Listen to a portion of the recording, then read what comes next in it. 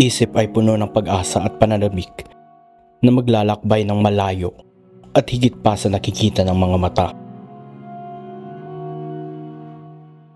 Nananakit ang katawan para sa mga lugar na hindi ko pa napupuntahan.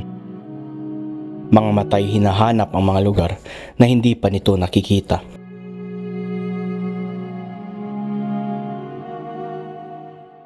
Nais kong lisanin ang lugar na ito ng kahit panandalian.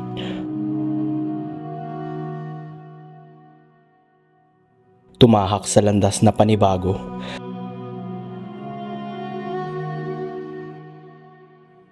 Magmasid sa mga daan ng hindi pamilyar.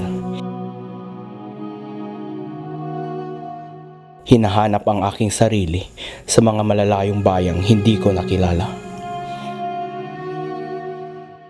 Hinihiling na sana mapunan ang pagnanais na mapunta sa kahit saan ngunit rito. Ginugusto na pumunta lamang hanggang mahanap ko ang lugar na hinahanap ng kaluluwa ko.